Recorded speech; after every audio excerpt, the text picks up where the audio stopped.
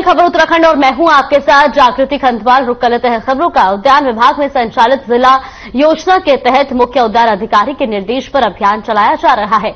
इस अभियान के तहत सेब उत्पादक किसानों को सेब पौधारोपण, कटाई, छटाई, खाद्य उन्नत पैदावार के विषय पर 3 दिवसीय प्रशिक्षण देने का आयोजन किया गया है, जिसके लिए तैयारियां की गई हैं। 30 चयनित किसानों की टीम को कैबिनेट मंत्री गणेश जोशी ने हरी झंडी दिखाकर रवाना किया। गणेश जोशी ने बताया कि किसानों को प्रयोगात्मक प्रशिक्षण प्राप्त हो पाएगा, जिससे परीक्षणार्थी उत्पादन की नई तकनीकों के बारे में जान पाएंगे, जिससे सेब उत्पादन बढ़ेगा और किसानों को लाभ होगा। तो देहरादून से खबर आपको बता दें, जहां पर उद्यान विभाग ने अभियान चलाया है। 3 दिवसीय प्रशिक्षण का आयोजन किया गया, तो वहीं कैबिनेट मंत्री ने इसे हरी झंडी दिखाकर रवाना किया।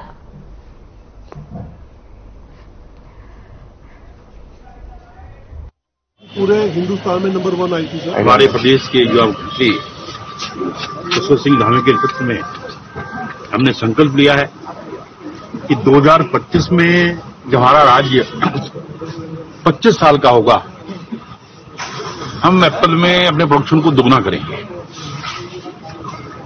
क्योंकि आज नई नई टेक्नोलॉजी आ गई है, हाइब्रिड प्लांट्स आ रहे हैं, लाइट ऑन करो। और उसकी ट्रेनिंग के लिए हमने वाइस कमांडर इंस्टीट्यूट एग्रीकल्चर की है हिमाचल में, यहाँ के 30 किसानों को अभी हमने भेजा है, और जो वहां से सीख कर आएंगे उसके बाद वो यहाँ पर खबर रामनगर से है, जहां रविवार देर रात कुछ लोगों द्वारा एक युवक की बिजली की वायर से गला घोंटकर निर्मम हत्या कर दी गई। घटना के बाद मृतक के परिजनों में कोहराम मच गया। तो वहीं मामले की सूचना मिलते ही मौके पर पहुंची पुलिस ने शव को बरामद कर पोस्टमार्टम के लिए अस्पताल भिजवाया। इसके साथ ही मामले को संज्ञान में लेते हुए जांच में पुलिस जुट गई है। तो वहीं दूसरी ओर इलाके में लोगों ने प्रशासन की कार्यशैली पर भी सवाल खड़े करे हैं। तो रामनगर से खबर आपको बता रहे हैं, जहां पर युवक की बेरहमी से हत्या कर दी गई है। तो वहीं परिजनों में इस घटना के बाद कोहराम मच गया है, और साथ ही साथ अब प्रशासन की कार्रवाई पर भी कई सवाल खड़े किए गए हैं। तो रामनगर का ये पूरा मामला आपको बता दें, जहां पर बिजली की तार से गला घोंटकर एक युवक की निर्मम हत्या कर दी गई। वहीं पुलिस इस पूरे मामले की जांच में जुटी है। हालांकि परिजनों का रो रो कर बुरा हाल है, और परिजनों का ये भी कहना है कि प्रशासन इस पूरे मामले में कड़ी से कड़ी कार्रवाई करे, और इस बीच प्रशासन की कार्रवाई पर भी कई सवाल खड़े किए गए हैं। भास्कर पांडे नामक व्यक्ति का शव बरामद हुआ है। निरंतर पुलिस ने शव को कब्जे में लेकर पोस्टमार्टम के लिए भिजवा दिया है। परिजन की तरफ से तहरीर प्राप्त होगी है, तो मुकदमा पंजीकृत कर हमारे द्वारा अनुशंसा की जा रही है। प्रथम दस्तक में 3-4 लोगों की भूमिका संदिग्ध पाई जा रही है, और 2-3 संदिग्ध के हमारे द्वारा पूछताछ की जा रही है।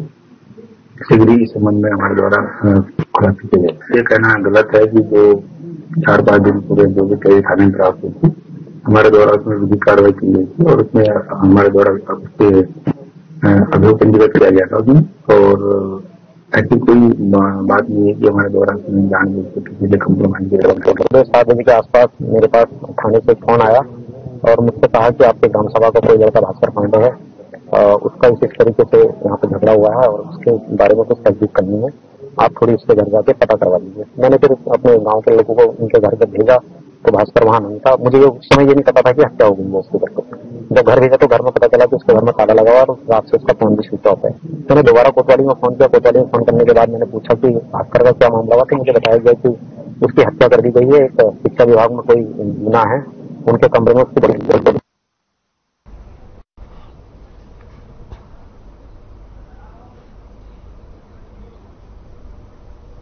और इस वक्त की बड़ी खबर रामनगर से, खताड़ी चौकी के पास शख्स की हत्या, गला रेत कर की गई व्यक्ति की हत्या। पुलिस मामले की जांच में जुटी। भास्कर पांडे के रूप में शव की शिनाख्त की गई है। ये बड़ी और अहम जानकारी रामनगर से। बड़ी खबर आपको बता रही, एक व्यक्ति की गला रेत कर हत्या की गई है।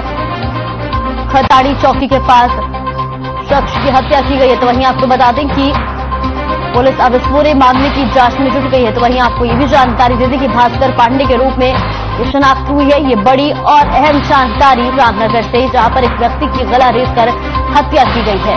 तो खताड़ी चौक के पास ये शव बरामद किया गया। तो वहीं आपको बता दें कि पुलिस अब इस पूरे मामले की जांच में जुट गई और शुरुआती जांच में भास्कर पांडे के रूप में शव की शिनाख्त हुई है।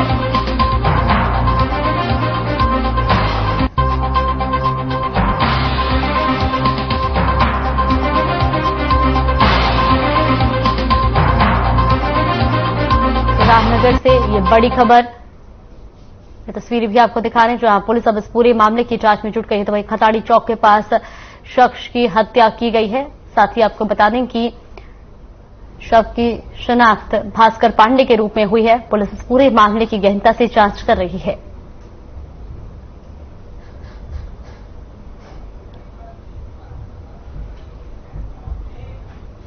वही खबर हरिद्वार से है जहां हरिद्वार में मेयर अनीता शर्मा और बीजेपी पार्षदों के बीच घमासान मचा हुआ है। बताया जा रहा है कि मेयर प्रतिनिधि अशोक शर्मा ने बीजेपी पार्षदों पर नगर निगम की संपत्ति खुरदपुर करने का आरोप लगाया है। उसके बाद बीजेपी पार्षदों ने भी प्रेस कॉन्फ्रेंस करते हुए पलटवार किया। इस दौरान पार्षदों ने कहा कि मेयर अनीता शर्मा के पति अशोक शर्मा न सिर्फ नगर निगम की कार्रवाई में हस्तक्षेप करते हैं बल्कि निजी हितों को साधने के लिए नगर निगम और जनता के कामों को नुकसान भी पहुंचा रहे हैं। साथ ही उन्होंने कहा कि 2 दिन पहले फूल फरोशी का टेंडर खुलने के दौरान मेयर प्रतिनिधि ने नगर आयुक्त ऑफिस पहुंचकर हंगामा काटा था और टेंडर प्रक्रिया निरस्त करा दी थी। फिलहाल बीजेपी पार्षदों ने सरकार से अनीता शर्मा को बर्खास्त करने की मांग की है।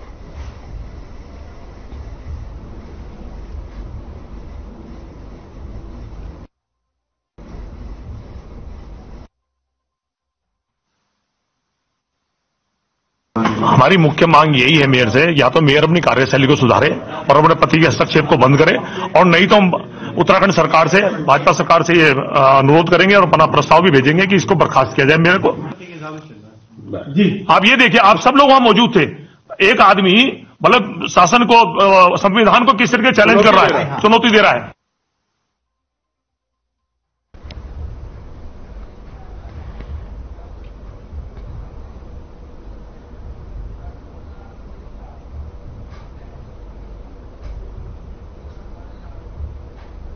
काशीपुर में आज एक वैवाहिक स्थल के बाहर खड़ी कार में युवक का शव मिलने से हड़कंप मच गया।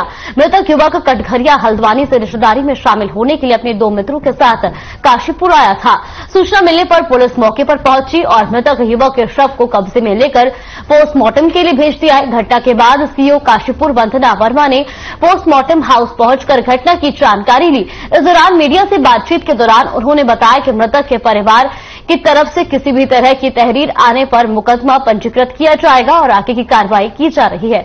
तो काशीपुर का पूरा मामला आपको बता दें, जहां पर युवक का शव मिलने से हड़कंप मच गया, तो वहीं पुलिस अब इस पूरे मामले की जांच में जुट गई है।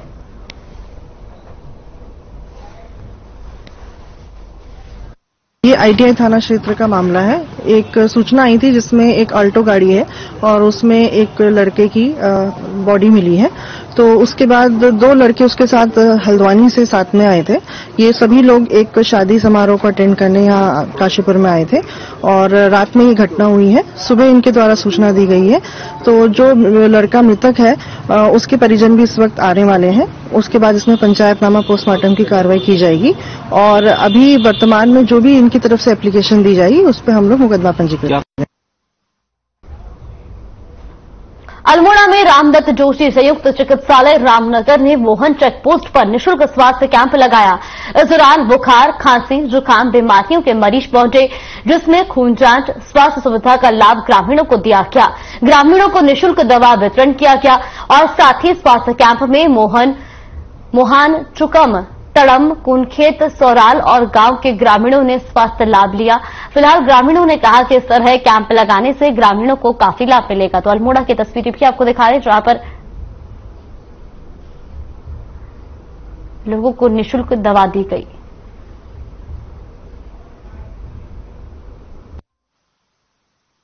सबसे पहले तो मैं आपको बता दूं, ये कैंप हमारा रामनगर जो हमारा सरकारी हॉस्पिटल रामदेव हॉस्पिटल इसी की ओर से लगाया गया है। यहाँ पर हम फ्री में यहाँ पर स्वास्थ्य शिविर है ये, और इसका कि हम यहाँ पर एक तो हम दवाइयाँ वितरण कर रहे हैं और जो ब्लड टेस्ट है वो कर रहे हैं, और जो माइनर एक्सरे वगैरह है वो भी हम यहाँ पर करवा रहे हैं लोगों के लिए।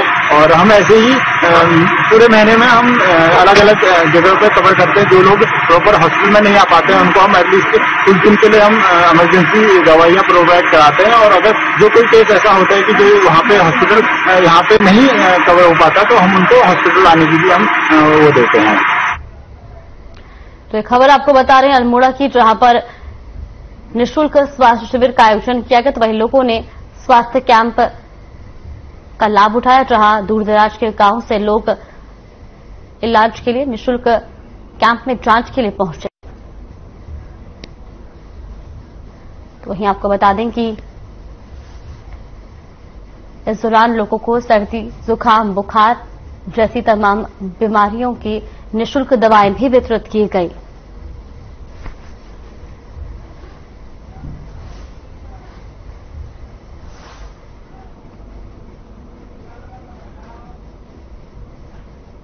विकासनगर अंतर्गत राजवाला बाढ़वाला में सैकड़ों पेड़ों पर आरिया चलाकर ठिकाने लगा दिया गया। इतना ही नहीं, राजस्व विभाग ने भूमि समतलीकरण की अनुमति भी दे डाली, जिस पर संबंधित विभागों ने कोई कार्रवाई न होते देख सामाजिक कार्यकर्ता राकेश तोमर उत्तराखंडी ने हाईकोर्ट में जनहित याचिका दायर कर पर्यावरण को भारी नुकसान का हवाला देते हुए संबंधित भूस्वामी और विभागों पर कार्रवाई किए जाने की मांग की, जिस पर साक्ष्य और दलीलों के आधार पर हाईकोर्ट ने मामले को गंभीर माना और पीसीसीएस को जांच कर रिपोर्ट कोर्ट में पेश करने के आदेश दिए।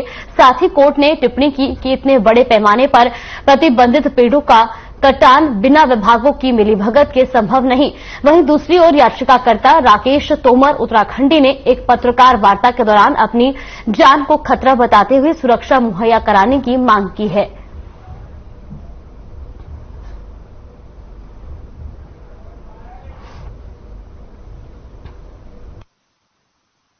क्योंकि उच्च न्यायालय ने दिया है, मात्र 174 पेड़ इसमें दिखाए गए हैं और अभी तक 552 पेड़ काटे गए हैं जो 2014 से काटे गए। लेकिन बड़ी बात यह है कि आप लोग जब देखोगे तो इसमें मात्र 5 कुंटल लकड़ी इन लोगों ने बरामद की। आखिर कहां गए?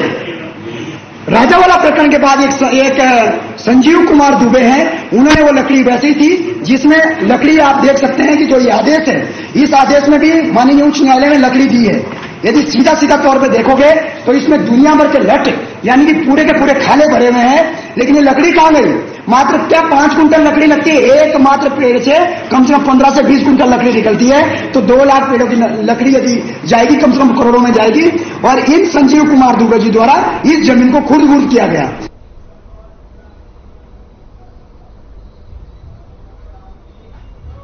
चंपावत में गुलदार ने सड़क निर्माण कार्य में लगे एक नेपाली मजदूर पर हमला कर दिया, जिससे मजदूर गंभीर रूप से घायल हो गया। घायल मजदूर को अस्पताल भेज दिया गया है, जिसके बाद मजदूर की हालत गंभीर बनी हुई है। तो वहीं आपको बता दें कि गुलदार के हमले से मजदूर के सर पर गंभीर चोटें आई है। वहीं इस मामले के बाद ग्रामीणों में दहशत का माहौल है। जानकारी के मुताबिक 2 दिन पहले भी गुलदार ने कई पालतू मवेशियों को अपना शिकार बनाया है। तस्वीरें भी आपको दिखा रहे चंपावत की, जहां पर गुलदार का आतंक जारी है। वहीं गुलदार ने एक नेपाली मजदूर पर हमला किया, जिसके बाद मजदूर को गंभीर हालत में अस्पताल में भर्ती कराया गया। वहीं आपको बता दें कि इस हमले के बाद से मजदूर के सर पर भी गंभीर चोटें आई हैं। साथ ही आपको ये भी जानकारी दे दें कि बीते दिनों भी गुलदार ने कई मवेशियों को अपना शिकार बनाया है।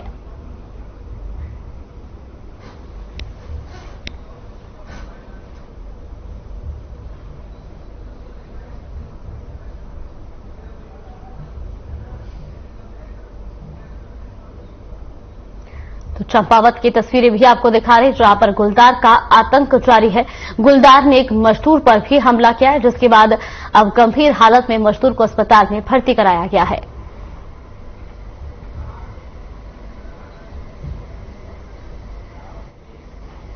अल्मोड़ा में कैबिनेट मंत्री सतपाल महाराज ने Marchula mahseer fishing camp outer zone of Corbett national park में चल रहे कौतिक इंटरनेशनल विषय फेस्टिवल के समापन के मौके पर मुख्य अतिथि के रूप में शिरकत की और फिल्म निर्माताओं को उत्तराखंड में फिल्में बनाने के लिए प्रोत्साहित किया।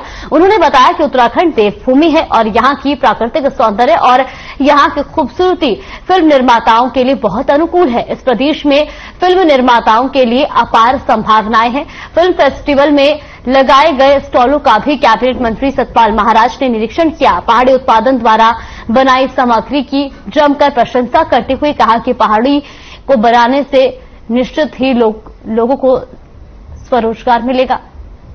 तो कौतिक इंटरनेशनल कैंप फेस्टिवल में कैबिनेट मंत्री सतपाल महाराज ने शिरकत की। तस्वीरें भी आपको दिखा रहे हैं अल्मोड़ा की।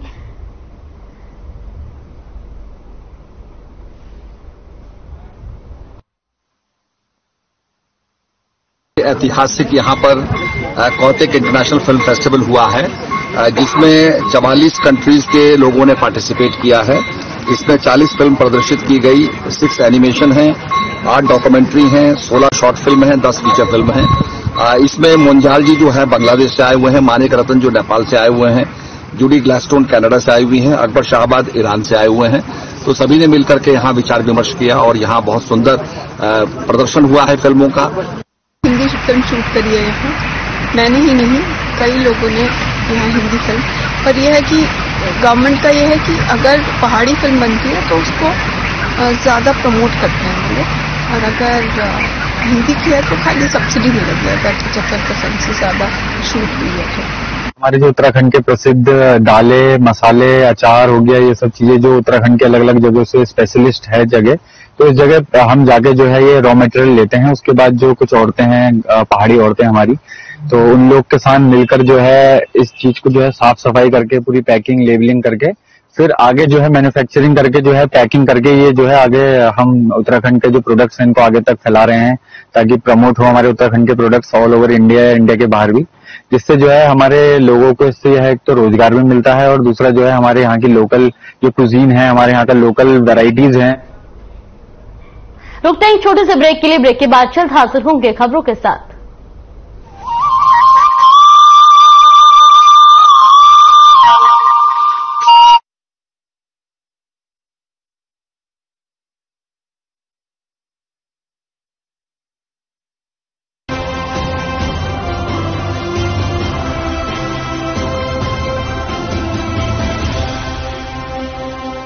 नमस्कार, मैं हूं शैली जगदेव। उत्तराखंड में स्वास्थ्य क्षेत्र के कायाकल्प के लिए राज्य सरकार बड़े स्तर पर काम कर रही है। दून मेडिकल कॉलेज में 200 बेडों का भवन बनकर तैयार हो गया है। मुख्यमंत्री पुष्कर सिंह धामी ने अस्पताल में आधुनिक उपकरणों से लैस नए ओटी, आईसीयू व इमरजेंसी के नवनिर्मित भवन का उद्घाटन किया। राज्य के पर्वतीय क्षेत्रों के छात्रों के लिए मेडिकल की पढ़ाई हुई आसान। रुद्रप्रयाग में 20 करोड़ रुपए से अधिक लागत से बनने जा रहे नर्सिंग कॉलेज का सीएम पुष्कर सिंह धामी ने किया शिलान्यास। आपको बता दें कि उधम सिंह नगर में एम्स के सैटेलाइट केंद्र और प्रदेश में नए मेडिकल कॉलेजेस बनने की दिशा में काम शुरू हो चुका है। मातृ एवं शिशु स्वास्थ्य सेवाओं को बेहतर बनाने और आशा वर्कर्स की सहायता के लिए आशा संगिनी मोबाइल ऐप और वेब पोर्टल का हुआ शुभारंभ। इस मोबाइल ऐप पर आशा वर्कर्स अपने काम को अपलोड कर सकेंगी और उनका भुगतान भी ऑनलाइन होगा। प्रधानमंत्री श्री नरेंद्र मोदी जी के डिजिटल इंडिया के विजन की दिशा में उत्तराखंड सरकार का महत्वपूर्ण कदम। अपनी सरकार मोबाइल ऐप हुई लॉन्च। सरकार से मिलने वाली 427 सेवाएं अब आपको घर बैठे आसानी से मोबाइल पर होंगी उपलब्ध। उत्तराखंड को 2025 तक सर्वश्रेष्ठ प्रदेश बनाने के लिए निरंतर कार्य कर रही है राज्य सरकार। हम रात दिन मेहनत कर उत्तराखंड को देश का श्रेष्ठ राज्य बनाने के लिए काम कर रहे हैं। इसमें लगातार विकल्प रही संकल्प को पूरा करने के लिए हर परिश्रम को हम लोग करने को, परिश्रम की पराकाष्ठा तक जाने को, यह हमारा संकल्प है। हमारी सरकार इसके लिए भविष्य में भी प्रयास करती रहेगी। सीमावर्ती क्षेत्रों के विकास के लिए राज्य सरकार विशेष रूप से कार्य कर रही है। पिथौरागढ़ में सीएम धामी ने 136 करोड़ रुपए की योजनाओं का लोकार्पण और शिलान्यास किया।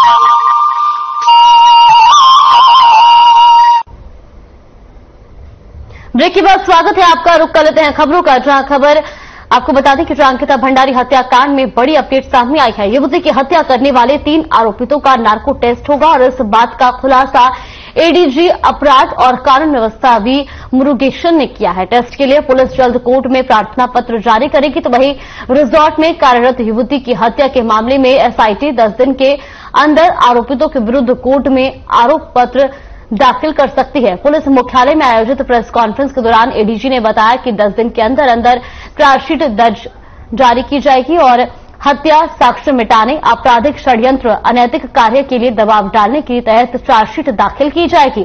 सूत्रों की माने तो इस मामले में एसआईटी ने इलेक्ट्रॉनिक और फोरेंसिक साक्ष्य जुटा लिए हैं, जबकि चंडीगढ़ लैब भेजे गए साक्ष्यों में से 1-2 की रिपोर्ट अब तक एसआईटी को नहीं मिल पाई है। आरोप पत्र दाखिल करने के लिए एसआईटी इन्हीं रिपोर्ट का इंतजार कर रही है। तो देहरादून से खबर आपको बता दें, जहां पर अंकिता भंडारी हत्याकांड मामले में 3 आरोपियों का नार्को टेस्ट किया जाएगा। वहीं पुलिस जल्द कोर्ट को प्रार्थना पत्र भी देगी।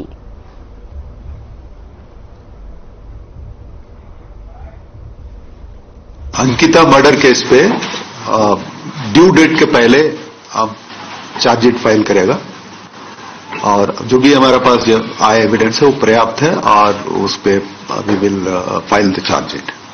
सारा हमारा जो इन्वेस्टिगेशन है ऑलमोस्ट कंप्लीट है।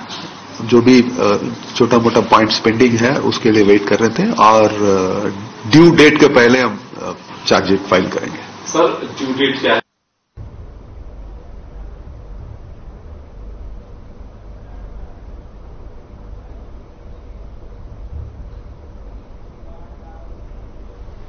वहीं रुड़की में प्रदेश उपाध्यक्ष देशराज कर्णवाल ने प्रेस वार्ता का आयोजन किया। इस दौरान उन्होंने प्रदेश की बीजेपी सरकार की ओर से बनाए गए धर्मांतरण और महिला आरक्षण कानून के बारे में जानकारी दी।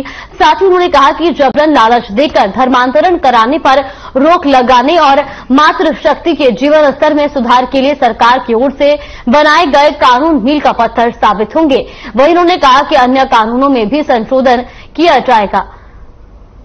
तो रुड़की से खबर आपको बता दें, जहां पर आपको बता दें कि प्रदेश उपाध्यक्ष ने प्रेस वार्ता की और उस प्रेस वार्ता में उन्होंने महिला आरक्षण के बारे में जानकारी दी।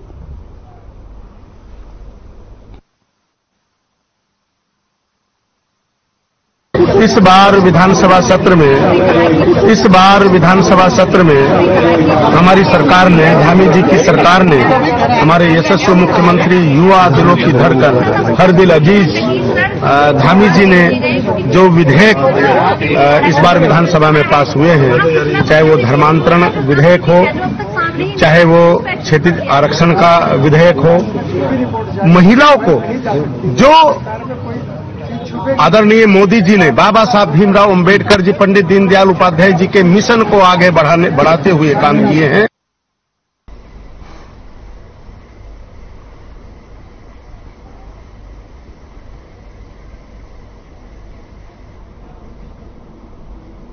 आगामी 19 दिसंबर को दिल्ली में होने जा रही किसान गर्जना रैली में उत्तराखंड से भी भारी संख्या में किसान दिल्ली कूच की तैयारी कर रहे हैं, जिसके संबंध में जानकारी देने के लिए आज विकासनगर में भारतीय किसान संघ से जुड़े पदाधिकारियों ने पत्रकार वार्ता का आयोजन किया, जिसमें संघ के प्रदेश अध्यक्ष भुवन विक्रम डबराल ने कहा कि उत्तराखंड से हजारों की संख्या में किसान दिल्ली में आयोजित होने वाले किसान गर्जना रैली में हिस्सा लेंगे।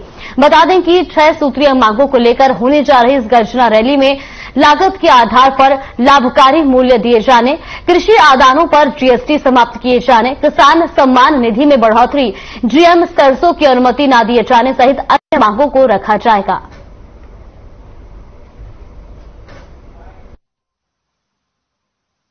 विश्व का सबसे बड़ा संगठन भारतीय किसान संघ 19 दिसंबर को पूरे देश के किसानों को लेकर के रामलीला मैदान दिल्ली में एक रैली का आयोजन कर रहा है।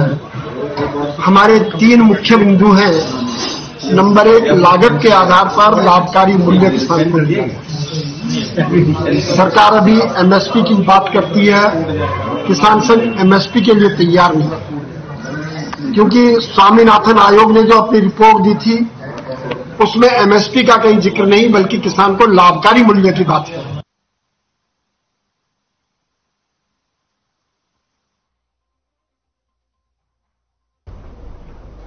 खबर उत्तराखंड में फिलहाल के लिए बस इतना ही। आप बने रहिए हमारे साथ। नमस्कार।